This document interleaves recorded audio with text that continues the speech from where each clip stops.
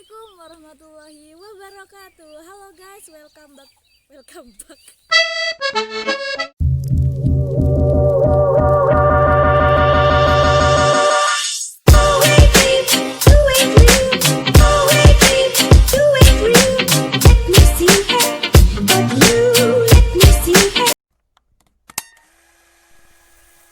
Assalamualaikum warahmatullahi wabarakatuh. Halo guys, kembali lagi bersama saya Nur Lailatul Maulidah, bisa dipanggil Ella. Oke, di video kali ini saya akan mengenalkan beberapa potensi yang ada di daerah saya.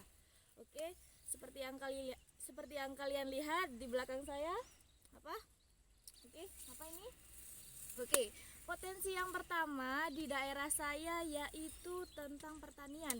Salah satunya yaitu tentang pertanian padi.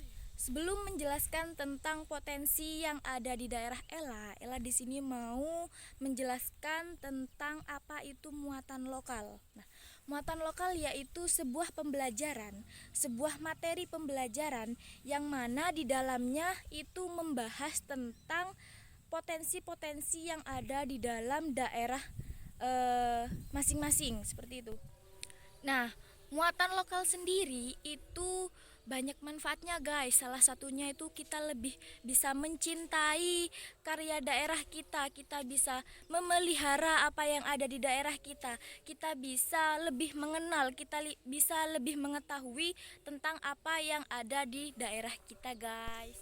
Nah, selanjutnya yaitu prinsip-prinsip muatan lokal. Muatan lokal itu nggak boleh semena-mena langsung dimasukkan ya guys. Jadi harus ada kesesuaian sama tingkatan. Terus juga harus berpotensi, yang mana di situ bisa menunjang kekreatifan masyarakat, kekreatifan anak yang ada di daerah tersebut.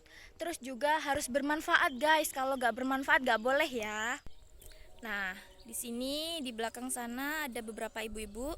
Nanti Ella akan berbincang-bincang dengan ibu-ibu tersebut. Jadi jangan di skip. Menantu idaman mau lewat pipip calon mantu.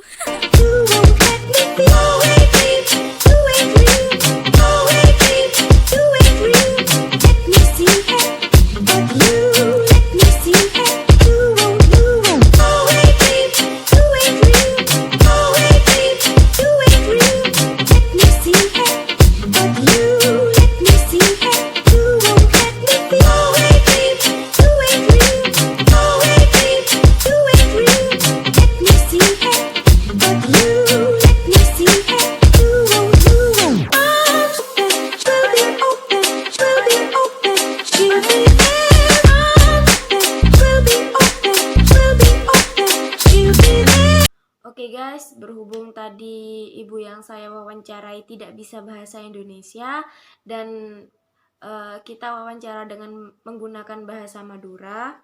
Terus saya kira di sini nggak semuanya bisa mengerti Madura, jadi saya akan translatekan apa yang dikatakan ibunya tadi mengenai penanaman hingga pemanenan padi. Oke, yang pertama kata ibunya itu menanam padi terlebih dahulu, itu bijinya itu ditabur. Setelah itu 10 hari kemudian itu dikasih pupuknya seperti ZA dan lain sebagainya. Kemudian 15 hari dari pemupukan itu kan padinya udah mulai tumbuh tuh. Itu rumput-rumput yang ada di sebelah padinya itu dipotongin. Habis itu sekitar 3 bulanan sebulan sampai 3 bulanan itu padinya itu tumbuh. Nanti kalau udah siap panen baru padinya itu dipanen. Nah, setelah panen itu padinya digeblokin, nanti saya kasih videonya contoh geblokinnya itu. Habis itu nanti padinya dijemur, kemudian diseleb. Habis diseleb itu padinya bisa berupa beras dan yang kita makan setiap hari itu guys. Halo guys, jadi kalian kalau ke Malang itu nggak afdol kalau kalian belum merasakan yang namanya bakso. Pasti tahu semua kan, Malang itu terkenal dengan baksonya. Nah, ini Ella ada di salah satu warung bakso yang ada di Kabupaten Malang. yaitu bakso iga.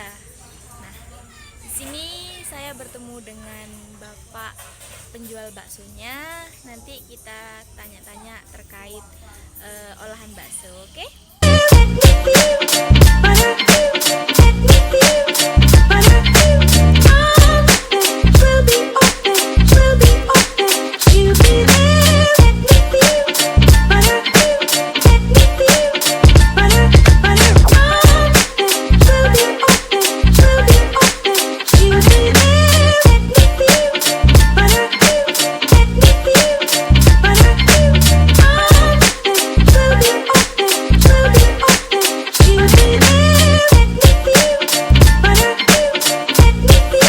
Mulai.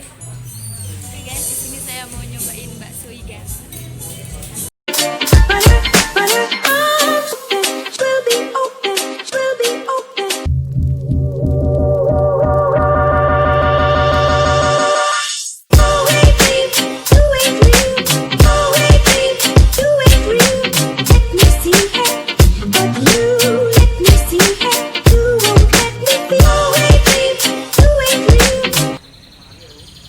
Oke guys, saya mau mencoba bakso iga khas dari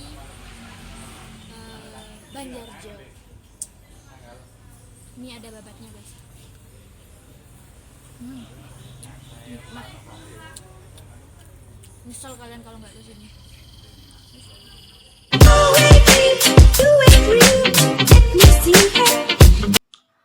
Oke, untuk yang video selanjutnya itu bapaknya tadi juga campuran menggunakan bahasa Jawa. Jadi saya di sini akan mentranslate apa yang sudah dikatakan bapaknya.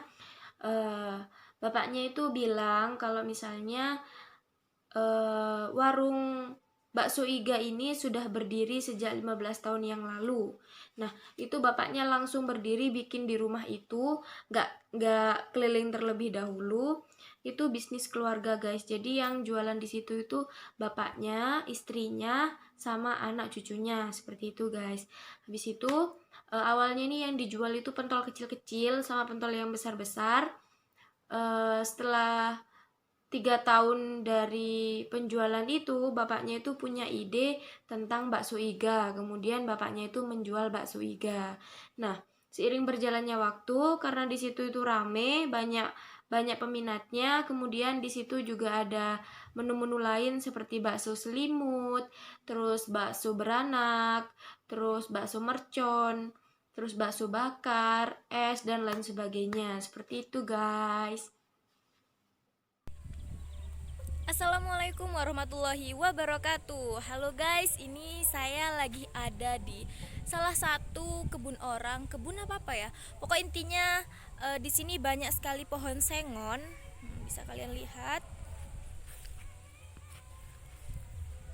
Nah, di sini Ella akan sedikit menjelaskan tentang fungsi pohon. Pohon itu sangat berfungsi bagi kehidupan kita ya guys. Salah satunya yaitu kalau misalnya nggak ada pohon, maka cuaca di dunia ini akan menjadi panas, hot guys, hot.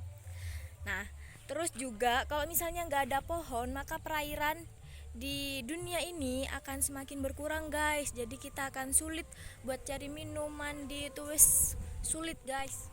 Nah, bisa dibayangin kan gimana keadaannya kalau misalnya di bumi ini cuacanya sangat panas, gak ada air, wis auto mati ya guys ya.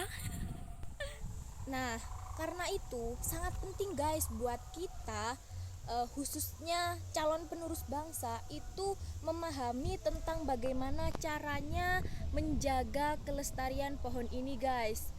Yang pertama, kita harus paham tentang bagaimana cara menanam pohon. Yang kedua, kita harus paham bagaimana cara merawat pohon.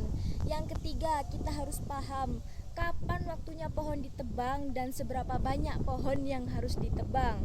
Yang keempat, kita harus menjaga pohon, jangan sampai ada yang namanya pembakaran pohon atau pembakaran hutan lagi guys. Biar apa?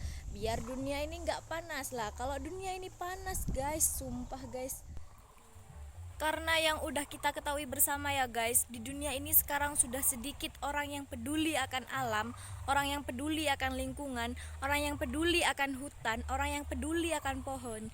Jadi sangat perlu adanya bimbingan, adanya pembelajaran sejak dini, yang mana diharapkan nanti setelah mereka dewasa mereka akan paham tentang bagaimana cara merawat pohon, hutan, alam dan sebagainya guys. Seperti itu guys. Oke, terima kasih untuk kalian semua yang udah menonton. Semoga video ini bermanfaat bagi kalian. Kurang lebihnya saya ucapkan mohon maaf yang sebesar-besarnya.